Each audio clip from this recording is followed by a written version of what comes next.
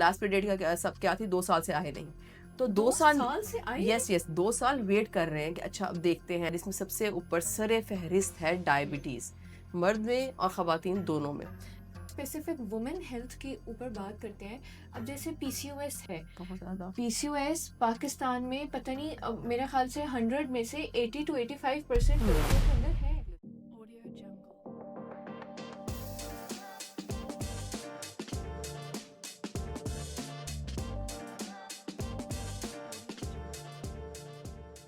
अस्सलाम वालेकुम, मैं हूँ Ramin and welcome to the Marham podcast. आज हमारे साथ मौजूद है मिस यमुना चट्ठा। कैसी हैं आप? बिल्कुल खैरियत से, ठीक-ठाक। थैंक यू सो मच, आपने हमारे लिए टाइम निकाला। अच्छा यमुना, आज हमने आपसे जिस बारे में बात करनी है ना, मुझे लगता है कि वो चीज़ पाकिस्तान में अब बहुत ज़्यादा कॉमन होती जा रही है। हम ये देख रहे हैं कि पाकिस्तान में ऐसी बहुत ज़्यादा बीमारियाँ आ गई हैं, जिनका अर्ली स्टेजेस पे आपको पता भी नहीं होता, या आप कह लें उनके कोई सिम्पटम्स नहीं होते। आपको बिल्कुल आइडिया नहीं होता कि वो बीमारियाँ आपके अंदर मौजूद हैं और वो आहिस्ता-आहिस्ता बढ़ती रहती हैं। हुँ। क्योंकि देखने में हर बंदा फिट नज़र आ रहा होता है और उनको अपनी बॉडी में वो चेंजेस फ़ील ही नहीं हो रहे होते, ना ही देखने वालों को फ़ील हो रहे होते हैं। तो सबसे पहले तो मैं आपसे ये जानना चाहूँगी कि ऐसी कौन-सी बीमारियाँ हैं, जो जिनको हम इस कैटेगरी में काउंट कर सकते हैं कि उनके कोई अर्ली सिम्पटम्स नहीं होते, या वो आपके अंदर ही होती हैं बट आप उनको आइडेंटिफ़ाई नहीं कर पा रहे होते? देखिए, सबसे पहली चीज़ तो ये कि यहाँ मैं एक चीज़ ज़रूर क्लैरिफ़ाई करना हुँ, चाहूँगी, अर्ली सिम्पटम्स हर बीमारी के होते हैं। हमें असल में अलामात का पता नहीं है। हर बीमारी किसी न किसी अलामत के बाद आती है। पर अलामत मिसाल के तौर पे अगर अलामत ये है कि आपकी रात को टाँगें खिंचती हैं रात लेटते हुए। हुँ, अब इसको हम कहेंगे हाँ, थके हुए थे, आज किचन में काम ज़्यादा किया था, तो हम उन अलामात को असल में जानते नहीं हैं, वरना सही हर बीमारी की मैक्सिमम बीमारियों के अलामात हैं। उसके अलावा अगर हम साइलेंट डिजीज़ की बात करें, वो बीमारियाँ जो बड़े आराम से अंदर परवरिश पा रही होती है हमारे जिस्म में हुँ, और फिर एकदम निकलती हैं, और हमारे यहाँ बड़ा जुमला बोला जाता है, चंगा भला ते हुंदा सी, तो हुँ, अभी एकदम से डॉक्टर के पास ऐसे ही ले गए, है। आज ही रिपोर्ट खराब आई है। हुँ, वो आज ही रिपोर्ट खराब नहीं आई होती, वो बेस लेवल में मसला चल रहा होता है, जिसमें सबसे ऊपर सर-ए-फ़हरिस्त है हुँ, डायबिटीज़, मर्द में और ख़वातीन दोनों में। ठीक है। और उसके अलावा अगर ख़वातीन की बात की जाए तो उनमें आजकल हार्मोन्स के मसाइल, डिफरेंट हार्मोन्स, अब हुँ, थायराइड की बात कर लें, पीसीओएस की बात कर लें, हार्मोन्स के मसाइल ख़वातीन में बहुत ज़्यादा तेज़ी से बढ़ रहे हैं। फिर ब्लड प्रेशर के मसाइल बहुत ज़्यादा, ये भी मर्दों में और ख़वातीन दोनों में होते हैं। और उसके अलावा सबसे इम्पोर्टेंट चीज़, अगर आपने कहा ना अलामत नहीं है कोई, मैं सबसे पहले अलामत जो बताना चाहूँगी इन बीमारियों में, जिनको हम साइलेंट बीमारियाँ कहते हैं, उनमें सबसे बड़ी अलामत है मोटापा। बल्कि ओके। मैं एक और लफ्ज़ यहाँ पे बोलना चाहूँगी, और मेरा ख़्याल है ऑडियंस को सीखना भी चाहिए। कुछ चीज़ें ऐसी मेडिकल होती हैं, पहले नहीं बोला करते थे कि लोगों का समझ आनी। अब हुँ, माशाल्लाह शऊर अच्छा आ गया, तो मैं ये वर्ड मेडिकल थोड़े से बोलती भी हूँ, जिसे हम कहते हैं metabolic disorders. Okay. Metabolic health को ना, कि मेरी मेटाबॉलिक हेल्थ मेरे जिस्म की कैसी है, हुँ, उसको चेक करने के कुछ पैरामीटर्स हैं। ओके। अगेन वही, अगर उर्दू में बात करें तो अलामतें हैं। सबसे पहले चीज़ आपने देखनी है, अपने आप को हेल्दी या अनहेल्दी कहने से पहले, हुँ, अगर आप कहते हैं ना मैं हेल्दी हूँ, तो ये 5 चीज़ें मुझे बताएँ। क्या आपकी जो वेस्ट है, ख़वातीन में वेस्ट 32 से नीचे होनी चाहिए और मर्दों में वेस्ट 34 से नीचे होनी चाहिए, नंबर 1। ओके। नंबर 2, आपको देखने में, शायद बहुत से लोग कहते हैं कि देखिए देखने में तो हम इतने मोटे नहीं लगते, हुँ, बस पेट पे मोटापा है। तो पेट में मोटापा भी एक हुँ, अलामत है कि मसला अब शुरू होगा यहाँ से मसला। क्योंकि बीमारी हमारे पेट ऑर्गन्स, हमारे जो मेजर ऑर्गन्स हैं वो हुँ, पेट वाले एरिया में, राइट? सही है। सो बहुत से लोग ऐसे होते हैं, कहते हैं बाकी जिस्म पे इतना मोटापा नहीं है, सिर्फ पेट में मोटापा है। और अगर वो चेक करें तो उनका वेट अपनी उनकी हाइट हुँ, के अकॉर्डिंग ज़्यादा होगा। तो सबसे पहले हमने वेट को चेक करना है। उसके बाद अब डायबिटीज़ की अलामत मैं आपको बताती हूँ। डायबिटीज़ की जो अलामात है ना, वो बहुत ज़्यादा ही साइलेंट हैं, हुँ, कि उनको हम आम रोज़मर्रा के मसलों में ना आगे-पीछे कर देते हैं बिल्कुल कि नहीं, ऐसे नहीं, ही ये है। तो बस वैसे ही टाँगों में खिंचाव हो रहा है। पेशाब का हल्का-फुल्का ज़्यादा आना, कोई बात नहीं, पानी ज़्यादा आज पिया था। हुँ, उससे पहले भी अगर हम स्टार्ट में आएँ, डायबिटीज़ स्टार्ट होती है, जिसे हम कहते हैं ना शुगर का मर्ज़ हो गया, उससे हुँ, पहले 2 स्टेजेज़ होती हैं।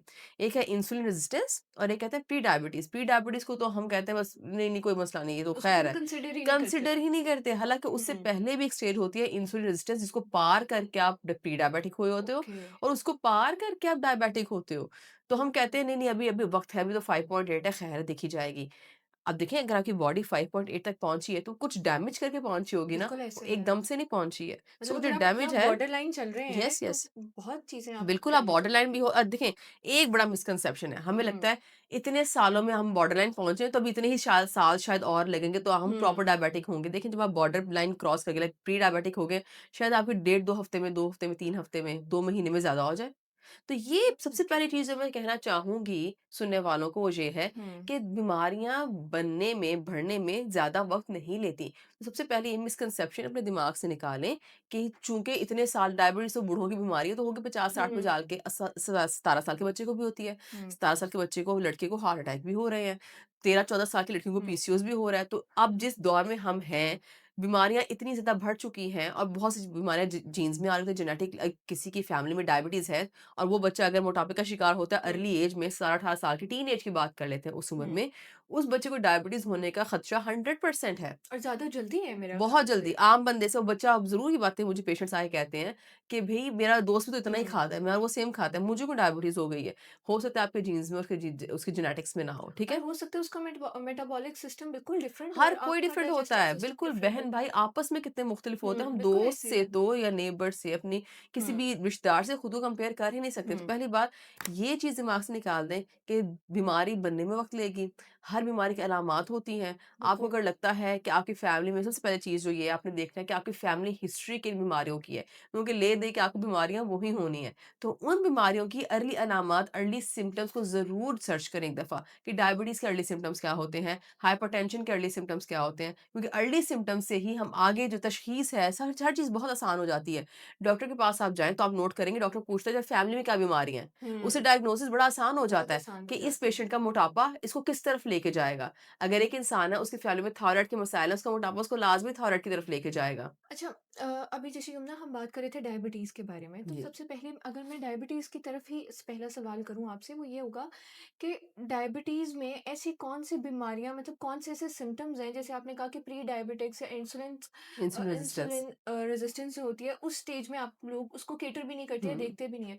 तो उस अर्ली स्टेज में ऐसे कौन से सिम्पटम्स हैं जो आपकी बॉडी के अंदर हो रहे होते हैं या चेंजेज़ हो रहे होते हैं और आप फ़ील नहीं कर पा रहे होते हैं इंसुलिन उनको? रेजिस्टेंस का तो इतना प्रोमिनेंट सिम्पटम है हुँ, ना और वो ये है कि आपकी अंडर आर्म्स, अंडर लेग्स, गर्दन के राउंड वाला एरिया इसमें काली धारियाँ नुमा आपको चीज़ ओके। महसूस होगी और वो लोग अक्सर ये कहते हैं कि चेहरा डल लगता है, कि बाकी हुँ। जिस्म का रंग और है, चेहरा थोड़ा-सा गहराई माइल्ड साइड की तरफ और है। अगर हम हमारे अपने सोसाइटी में देखें जिन लोगों को ये होता है वो कहते हैं कि बस ड्राइनेस के निशान हैं, गर्मी हाँ, की वजह बिल्कुल, से है बिल्कुल। या हमारा आप बॉडी यकीन ही जाने ऐसी है। बहुत लोगों को पता भी नहीं बल्कि एक वाकया बताती हूँ आपको पेशेंट एक मुझे ओपीडी के अंदर ना एक माँ आती है और उसके साथ उनके 2 बच्चे आते हैं, एक बेटी थी और ओके। एक बेटा था।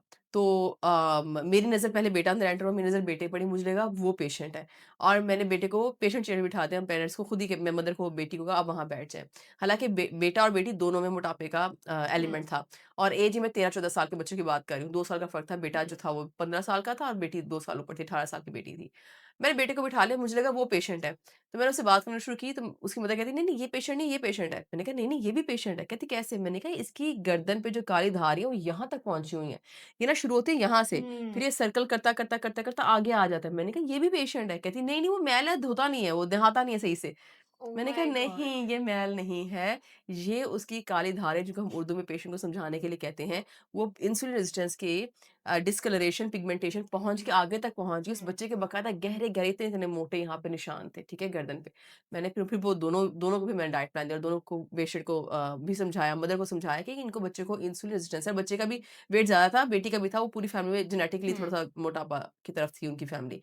सो ये सबसे इम्पोर्टेंट मार्कर अब ये है। देखिए ना कि ये वो चीज़ है जो शायद उनकी मदर को भी खुद नहीं पता नहीं पता था कि उनको। ये क्या बिल्कुल, चीज़ है बिल्कुल। और वो इसी तरीके से फिर नो जब शी वाज़ कन्विंस्ड कि कहती उन्होंने मुझे कहा कहती नहीं, नहीं हँसी कहती नहाता नहीं है ये। मैं कहा नहीं नहाने का मसला नहीं, नहीं फुटबॉल खेलता है बाहर जाके इसलिए वो टैनिंग हो गई, ओह सन टैन माय हो गया। मैं कहा नहीं, नहीं ये तो सन इंसुलिन टैन तो फिर रेजिस्टेंस आपके है। पूरे फेस पर, पूरी बॉडी पे उस तरीके से हाँ, प्रोमिनेंट होना चाहिए तो वो था। बहुत ज़्यादा सिर्फ़ फेस वाले एरिया पे होता है नॉर्मली ओके। डिस्कलरेशन। अच्छा अभी जैसे हम डायबिटीज़ पे ही बात कर रहे हैं, तो इस पे मेरा एक और सवाल ये है कि फॉर एग्ज़ाम्पल अब ये तो हमने बात कर ली कि इसके अर्ली सिम्पटम्स क्या हैं। हुँ, अगर हम इसकी प्रिवेंशन की तरफ आएँ कि हम अपनी लाइफ़स्टाइल में या हम कौन-सी ऐसी चेंजेज़ कर सकते हैं जिसको हम इसको होने से पहले ही प्रिवेंट कर सकें कि फॉर एग्ज़ाम्पल अगर किसी के जीन्स में भी है, हुँ, तो जीन्स में भी कुछ चीज़ें ऐसी होती हैं ना जो शायद आप अपने लाइफ़स्टाइल या फूड या इन चीज़ों से चेंज कर बिल्कुल। सकते हैं।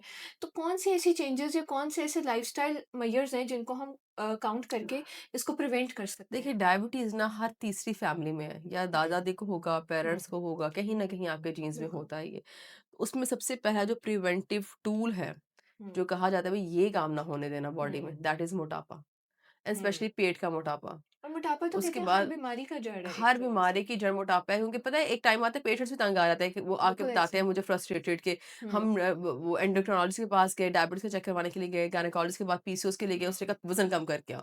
तो हर कोई कहता है वज़न कम करके आओ, और अक्सर पेशेंट्स को ये भी लगता है कि डॉक्टर्स को इलाज समझ नहीं आया, तो उन्होंने ना बस होता है ना मगरों लाने के लिए उन्होंने कहा वज़न कम करके आओ, और मैं उनको बहुत लंबा टाइम लगता है काउंसलिंग करने में, येस बेचारे वो ठीक कह रहे हैं। हुँ, हर चीज़ की जड़ मोटापा है। अगर एक पेशेंट फॉर एग्ज़ाम्पल कहती है कि डायबिटीज़ कंट्रोल नहीं हो रही, ठीक हुँ, है? डॉक्टर के पास जाती है, डॉक्टर उसको दवाई की डोज़ एकदम हवा में करने की बजाय वो पहले हुँ, कहेगा, ये देखें ये डोज़ लें, पर प्लीज़ वेट भी कम करके आएँ। हुँ, क्योंकि कुछ भी नहीं, दवाइयाँ डोज़ बढ़ती रहेगी, अपना कंट्रोल करें, अपना वेट ठीक करें, अपना फिज़िकली एक्टिव हों। पाकिस्तान में दूसरा बड़ा मसला जो मैंने देखा है हमारे यहाँ लोगों में, हम फिज़िकल इनएक्टिविटी को हम नॉर्मल समझते हैं। हुँ, हमारा पूरा-पूरा दिन बेड पे गुज़रता है। बहुत दफ़ा ऐसे होता है, जैसे मेरे पेशेंट्स को मैं क्राइटेरिया एक होता है कि मैं उनसे कहती हूँ कि आपने लाज़मी ना स्मार्ट वॉच पूरा दिन लगानी है। ओके। और इसके बगैर ना, क्योंकि वो मॉनिटरिंग के लिए बड़ी इंपॉर्टेंट होती हुँ, है। उसमें 2 चीज़ें होती हैं, एक तो पता चले कि पेशेंट कितना फिज़िकली एक्टिव है। हुँ, जिस तरह हम अक्सर आपने सुना होगा 10,000 स्टेप्स, ठीक है? ये हुँ, बहुत कॉमन चीज़ है कि कुछ नहीं होता 10,000 स्टेप्स कर लें, अगर वॉक वगैरह, जिम नहीं जा रहे, कुछ नहीं कर रहे, वॉक नहीं कर रहे। बस घर में चल फिर के 10,000 स्टेप्स पूरे कर लें। क्यों?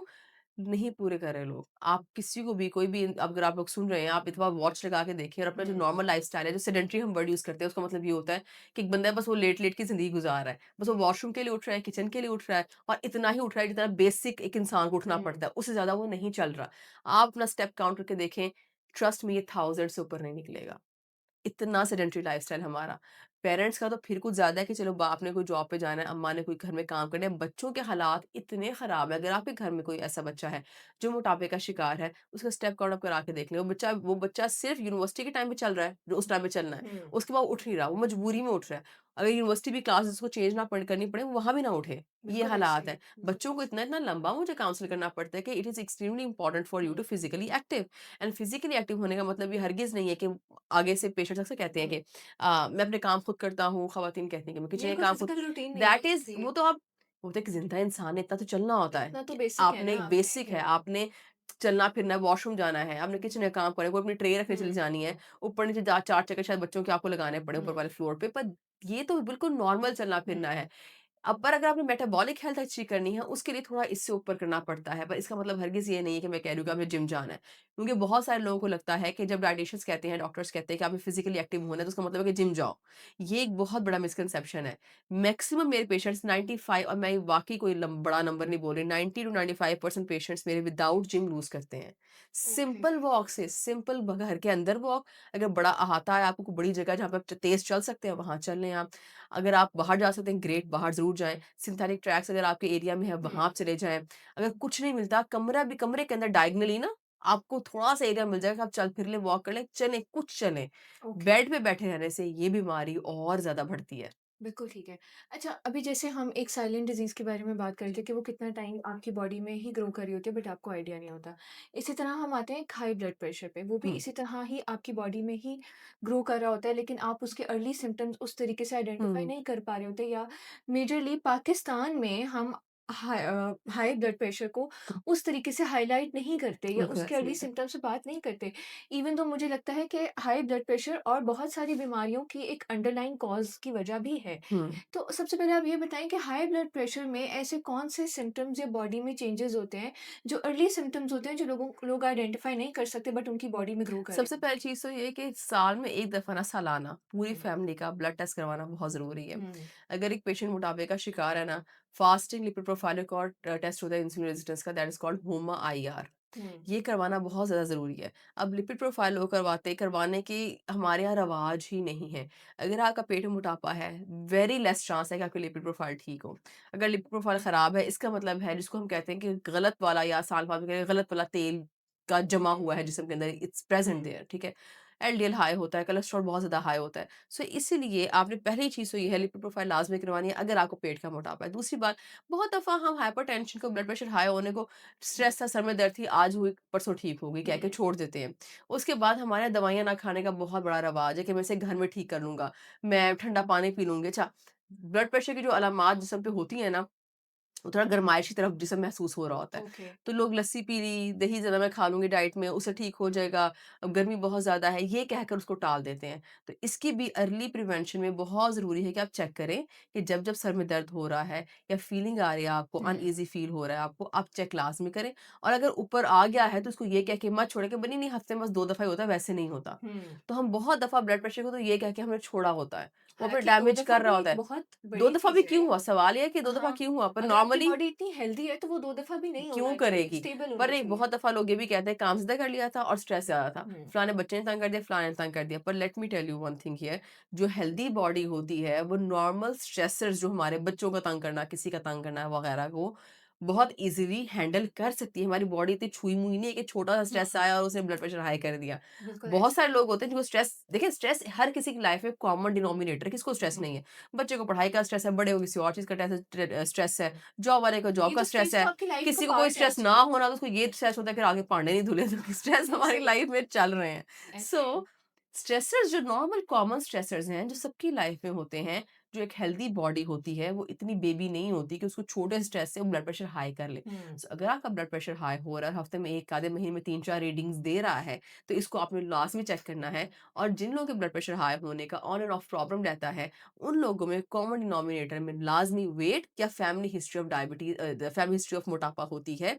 फैमिली हिस्ट्री ऑफ डायबिटीज़ भी होती है वैसे उन लोगों में, और इन लोगों को डायबिटीज़ होने का खदशा ही बहुत ज़्यादा होता है। ओके। और उसके या सब क्लिनिकल वैसे डायबिटीज़ चल रहा होता है। इंसुलिन रेजिस्टेंस इन लोगों को हुँ, होती है यूजुअली।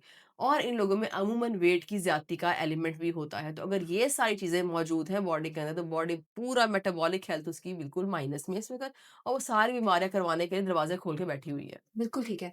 अच्छा, अभी जैसे हमने बात की कि फैमिली हिस्ट्री है इसकी भी ना, अब फॉर एग्ज़ाम्पल किसी बंदे को उसकी जीन्स में है कि उसको हाई हुँ, ब्लड प्रेशर उसके पेरेंट्स को है या इस तरह से फैमिली में आ रहा है, तो वो भी क्या लाइफ़स्टाइल चेंजेस के बाद उ हो सकता है, इम्प्रूव कर इम्प्रूव सकता कर है। सकता देखिए, है या मैं नहीं हो आपको बताऊँ सकता? मेरी अपनी फैमिली हिस्ट्री में बहुत स्ट्रॉन्ग डायबिटीज़ है। मेरी ओके। नानी को थे थर्ट 30 इयर्स ऑफ एज से वो डायरेक्ट इंसुलिन लगा रही हैं।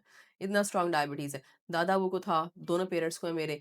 अब मुझे इस बात का पता है कि whenever in life I will gain weight, हुँ, मेरा डायबिटीज़ की तरफ मैंने जाना है, ठीक है? ओके, सो नॉर्मली ये होता है कि जब आपकी फैमिली हिस्ट्री डिज़ीज़ की कुछ भी किसी भी बीमारी की फैमिली हिस्ट्री आपको मिली ओके। हुई है, इसका मतलब ये नहीं है कि आप ये बस हाथ पे हाथ धर के बैठ जाइए कि हुँ, ओहो! मुझे तो मिला है तो मुझे तो ये होना ही होना है। ऐसा हरगिज़ नहीं है। आपको पता है कि आपकी फैमिली से डायबिटीज़ की, हाइपरटेंशन की, आप खुराक ही वैसी लो, आप चीज़ें ही वैसी करो। फॉर एग्ज़ाम्पल आपका अगर ब्लड प्रेशर हाई होने का मसला, आपकी लिपिड प्रोफ़ाइल ख़राब है, फिर आप मटन, बीफ, बर्गर्स, बाज़ार की चीज़ें उस उतनी फ्रीक्वेंटली नहीं खा सकते। मैं कभी भी हरगिज़ ये कभी भी नहीं कहती मैं कि ये चीज़ें निकाल के लाइफ़स्टाइल से बाहर फेंक दें और आपको बिल्कुल घर की देसी खुराक पे आना है, ऐसा हरगिज़ नहीं है। डाइटिंग को हमने बहुत ज़्यादा, ये एक मिसकंसेप्शन है हमारा कि डाइटिंग का मतलब है, डायटीशियन के पास जाने का मतलब है कि वो दूसरी दाल, रोटी, सब्ज़ी पे ले आएगी वो। आप डायटीशियन, किसी अच्छी डायटीशियन के पास जाएँ और उसे बताएँ कि मेरे ये हेल्थ इश्यूज़ हैं, इतना मैं बाहर से भी खाना मैं खाती हूँ हुँ, और मुझे बताएँ मैं इसमें कैसे अपनी रूटीन को बैलेंस करूँ। क्योंकि ऐसा हरगिज़ नहीं कि आप बाहर से नहीं खा सकते, क्योंकि अक्सर लोग यही कह के डाइटिंग से बहुत ज़्यादा भागते हैं। क्योंकि एक मैं बात आपको लाज़मी बताना चाहूँगी कि अगर आज आपको ये मसला हुआ है और अगर आप आज आप सब छोटी उम्र में कंट्रोल नहीं कर रहे, कल को जाके तो इतना स्ट्रिक्ट बॉडी पाबंदियाँ लगाते हैं, क्योंकि अर्ली स्टेज में ना पाबंदी नहीं लगती। हुँ, डायबिटिक या हाइपरटेंसिव पेशेंट है, उसको मैं कह दूँगी अच्छा एक काम करो, रोज़ाना बर्गर नहीं खाओ, हफ्ते में 2 दफ़ा दोस्तों के साथ बाहर चले जाओ। पर अगर आपको प्रॉपर मसला होगा, आपका ब्लड प्रेशर लगातार हाई ही रह रहा है, दवाई के बगैर काम हुँ, खराब हुए जा रहा है, तब पाबंदी लगती है। तो पाबंदी वाली ओके। स्टेज हर बीमारी में बड़ी देर से आती है। पहले हम यही कहते हैं, थोड़ा-सा खा लो, थोड़ा-सा ना खाओ। अगर आप चाहते हैं कि आपकी ज़िंदगी आसान गुज़रे और थोड़ा-सा खा लो, थोड़ा-सा ना खाओ, पे आपकी रूटीन सेट हो, तो अर्ली आपने डॉक्टर के पास जाना है, डायटीशियन के पास जाना है, अर्ली इस चीज़ को ठीक करना है। वरना जब ये बीमारी पूरी बन जाएगी, एक पूरा वो तैयार कर लेती है अपने आप को कि डायबिटीज़ भी हो रहा है, यूरिक एसिड भी हाई हो रहा है, फिर ये थोड़ा खाओ, थोड़ा ना खाओ वाली बात से बंदा निकल आता है, फिर हुँ, पाबंदियाँ लगती हैं। ये भी नहीं खाना, ये भी नहीं खाना, फिर हुँ। एब्सोल्यूटली नहीं खाना होता आपने। फिर तो बाद के इलाज से या बाद की इतनी टेंशन से बिल्कुल बेहतर है ऐसे तो ही। आप अर्ली प्रिवेंशन हाइपरटेंशन की में पता है तरफ नमक जाएँ। कितना निकालना पड़ जाता है आपको, कितना बिल्कुल अगर ऐसे ही। आपको अच्छा कंप्लीट निकालना नहीं होता, थोड़ा-सा फीका करना होता है खाने को, पर देखिए आपने उस तरफ क्यों जाना है? आप अर्ली ही मसला हल कर लें ना, तो अर्ली यही होता है कि थोड़ा मुनासिब डाइट हो जाती है, पर एंड पे पाबंदियाँ लग जाएँगी। पाबंदी वाले स्टेज पे खुद को ना लेके जाएँ हुँ। बिल्कुल भी। हाँ, उससे बेहतर है कि आप पहले संभल बिल्कुल, जाएँ और पहले कर लें। बिल्कुल। बिल्कुल ठीक है। अच्छा, इसी तरह अगर हम देखें तो अगर हम एक स्पेसिफिक वुमेन हेल्थ के ऊपर बात करते हैं, अब जैसे पीसीओएस है, बहुत ज़्यादा। पीसीओएस पाकिस्तान में पता नहीं मेरे ख़्याल से 100 में से 80 टू 85% हुँ, लड़कियों के अंदर है। बिल्कुल। कुछ को शायद पता है, कुछ को नहीं हुँ, पता। उनके अंदर अभी डेवलप हो रहा है। हुँ, बट उसके भी कुछ ऐसे अंडरलाइंग कॉज़ेज़ हैं या हुँ, ऐसे सिम्पटम्स हैं, जिसके बारे में लोगों को नहीं पता। हुँ, अगर पता है, तो वो मदर्स या जो घर के बड़े होते हैं, वो कह देते हैं कि ये तो बहुत पुराना चलता आ रहा है, ये हुँ, तो सबको होता है। हुँ, तब शायद कह सकते हैं आप कि उस चीज़ की एक डायग्नोसिस या वो चीज़ नहीं थी, जो अब है। बिल्कुल। ठीक है? तो आपको क्या लगता है कि इसमें पीसीओएस में भी क्या ये भी एक ऐसी बीमारी है जो एक छुपी हुई बीमारी है जो आपके अंदर ग्रो कर रही होती है? और क्या इसके भी ऐसे कोई सिम्पटम्स हैं जो साइलेंटली आपके अंदर ग्रो कर देखिए पीसीओएस में भी मैं पेशेंट्स को यही कहती हूँ कि ये ना एक ट्रायंगल है between diet, walk and supplementation. ये प्राइमरी प्रिवेंशन या इंटरवेंशन में आता है। उसके बाद अगर बहुत ही हाथ से बात निकले तो उसके बाद हमें गायनेकोलॉजिस्ट के पास जाना पड़ता है। जी। पीसीओएस में अगर आपने वज़न पे काम कर लिया, आपने प्रॉपर सप्लीमेंटेशन ले ली और फिज़िकली आपने थोड़ा-सा अपने आप को इम्प्रूव कर लिया, कुछ मुश्किल नहीं, 30 मिनट की वॉक तो लोग 30-30, 25-25 केजी भी वज़न कम कर लेते हैं। पीसीओएस भी ठीक हो जाता है। पीसीओएस में अगर किसी को कुछ समझ ना आ रहा कि क्या होता है, पीरियड्स में किसी भी तरह की एब्नॉर्मैलिटी, आपके ये पीरियड्स बहुत लंबे हो सकते हैं, बहुत छोटे हो सकते हैं, स्पॉटिंग हो रही है बस पूरा महीना, पीरियड्स प्रॉपर नहीं हो रहे, पीरियड्स हुए हैं तो रुक ही नहीं रहे, पीरियड्स की किसी भी तरह की एब्नॉर्मैलिटी, अगर आपको मसला हो रहा है और उसके साथ-साथ आपको कहीं न कहीं लगता है कि मेरा वज़न भी ज़्यादा है क्योंकि अमूमन वज़न की ज़्यादती भी हो रही होती है। तो वज़न अगर आपका ज़्यादा है और साथ ही एलिमेंट मौजूद है, तो सबसे पहले आपने एक काम करना है, वज़न कम करने पे फ़ोकस करना है। सबसे पहले जाएँ डायटीशियन के पास जाएँ, वो आपको लास्ट भी डाइट, वॉक और अच्छे सप्लीमेंट्स जो पीसीओएस को इम्प्रूव करने के लिए चाहिए होते हैं, वो देगी। उसके बाद वज़न कम करने से बहुत लोगों का मसला हल हो जाता है। अगर हल नहीं हो रहा, फिर उसके बाद डायटीशियन ही आपको बता देगी, देखिए एक काम करें, गायनेकोलॉजिस्ट के पास जाएँ, एक्स-वाई-ज़ेड टेस्ट वगैरह डायटीशियन भी पहले करवा लेती हैं, नई बात बन रही है, कोई और मसला है क्योंकि पीसीओएस के फिर और भी आगे काफ़ी एलिमेंट्स होते हैं। कुछ और इश्यू कुछ लोगों की ओवेरियन इनसफिशिएंसी होती है, उस तरह पे गायनेकोलॉजिस्ट के पास आपको हुँ, जाना पड़ता है। सो नॉर्मली नॉर्मली पाकिस्तान में पीसीओएस हो रहा है मोटापे के बाद। हुँ। हमेशा हर किसी पीसीओएस पेशेंट में एक कॉमन डिनोमिनेटर मोटापा है। हाँ। येस, नॉर्मल वेट पीसीओएस भी होते हैं, और मुझे पर लगता है पीसीओएस के अलावा भी हमने आज जितनी भी बीमारियाँ डिस्कस की हैं, उनमें जो एक कॉमन चीज़ मैं देख रही हूँ, कॉमन डिनोमिनेटर इज़ वो मोटापा और मोटापा है। ओबेसिटी है कि बिल्कुल। वो ऐसा ही चल रहा है। बिल्कुल ठीक बिल्कुल। है। सो अगर आपका हर बीमारी, हर साइलेंट बीमारी में ना कॉमन डिनोमिनेटर मोटापा है और हुँ, आपने जब भी डॉक्टर के पास जाना उससे पहले सिर्फ़ 1 महीना खुद की अपनी डाइट ठीक करके देख लें। एक दफ़ा उस बीमारी के मुताबिक खुराक लें, फिज़िकली एक्टिव हों, उस बीमारी के मुताबिक थोड़ी सप्लीमेंटेशन स्टार्ट करें, बहुत मसला आपका यहाँ हल हो जाएगा। कितने लोग होते हैं जो अक्सर मुझे मैसेज आते हैं कि भई हमने सिर्फ़ आपकी गाइडलाइन जो जनरल गाइडलाइंस जो ऑनलाइन में हल्का-फुल्का बता रही होती है, इस तरह की वीडियोज़ देख-देख के उन्हीं गाइडलाइंस को लेके वज़न कम कर लें, मसला हमारा हल हो गया। ज़रूरी नहीं है, आपको डायटीशियंस और डॉक्टर्स के चक्कर आपको पता है कि वो लम उन लोगों को लगाने पड़ते हैं, जिन लोगों ने अर्ली उस चीज़ को पकड़ा नहीं होता। बिल्कुल। अर्ली आप इस चीज़ को इसी तरह के पॉडकास्ट और चीज़ें और गाइडलाइंस दे के बड़ा आराम से उसको हल कर सकते हैं। आगे जब आपको जाना तब पड़ता है, जब आपसे हल ही ना हो रहा होता, तब बीमारी ना एक बैठ गई होती है जिस्म में। जो बीमारी स्पेसिफिक किस्म की कोई इंटरवेंशन माँग रही होती है, हुँ। वो फिर आम बंदे को समझ नहीं आती, तो फिर आपको डॉक्टर्स के पास, डायटीशियन के पास जाना पड़ता है। बहुत से लोग चिढ़ते हैं कि भई लेट्स से पीसीओएस है, डायटीशियन के पास भी आएँ, हम जो है गायनी के पास भी जाएँ, अगर लेट्स से हुँ। थायरॉइड भी साथ डेवलप हो गया, हाइपोथायरॉयडिज़्म, तो अच्छा एंडोक्राइनॉलजिस्ट के पास भी जाएँ, तो इतनी बीमारियाँ, इतने डॉक्टर्स तो क्या ये वो करें? चेंजेज़ हैं जो आप अगर पहले अपनी लाइफ़स्टाइल में कर अर्ली लें तो आपको इंटरवेंशन इतनी टेंशन अर्ली की ज़रूरत ही ट्रीटमेंट, नहीं है। Early intervention. पीसीओएस भी देखिए फॉर एग्जांपल अगर आपको पीरियड्स की नॉर्मैलिटी हो रही है, वो 1 दिन में तो नहीं हो रही। बिल्कुल ऐसे ही वो है। पीरियड्स तो बताते हैं मंथली एक साइकिल है, 15 को होने थे, 15 के बजाय अगले में 1 महीने जैसे अभी 15 को होने थे, उससे अगले महीने 20 को हो गए, उससे अगले अगले महीने 25 को हो गए। ये नॉर्मैलिटी आपको 2 महीने में पता चल जाएगी। सो आप 6, 7, 8 साइकिल मज़े की मैं आपको बताता हूँ, लोग समटाइम्स पीसीओएस में डेढ़-डेढ़ साल वेट करके आते हैं। ओह माय और गॉड! हिस्ट्री लेके पता चलता है अच्छा लास्ट पीरियड डेट क्या थी? डेढ़ साल पहले। लास्ट पीरियड डेट क्या थी? 2 साल से आए नहीं। तो 2 2 साल साल से आई नहीं? यस, यस 2 साल वेट कर रहे हैं कि अच्छा अब देखते हैं, अच्छा जाते हैं, करते-करते 2 मुझे साल तो लगता गुज़ार है कि दिए। अगर आपको 1 मंथ भी आपकी डेट स्किप हो गई है तो yes, this is very alarming कि वेरी आपको अलार्मिंग। बजाय इसके कि बाद में आपको जाकर डबल पैसे भी खर्च हाँ, करने पड़े, हाँ। टाइम भी इन्वेस्ट करना पड़े और इतनी मेडिकेशंस और क्योंकि ट्रीटमेंट्स अगर पे 2 साल से नहीं है फिर तो आपको गायनी के पास भी जाना पड़ेगा, आपको डॉक्टर के ये डायटीशियन के पास भी आना पड़ेगा। 400 मसले और क्या होंगे जिससे हमें मोटापा अलग आई नो पहुँचा होता दिस है, इज़ एक्सट्रीम ब्लड के प्रेशर हाई हो रहे होते हैं, diabetic like pre diabetes two diabetes तो पेशेंट हुआ होता है। पीसीओएस में डायबिटीज़ होना बड़ा कॉमन है बिकॉज़ ये इंसुलिन रेजिस्टेंस की बीमारी है बेसिकली। बिल्कुल सो ठीक है। वो इम्प्रूव करने के लिए आपको 4 जगहों के चक्कर लगाने पड़ते हैं।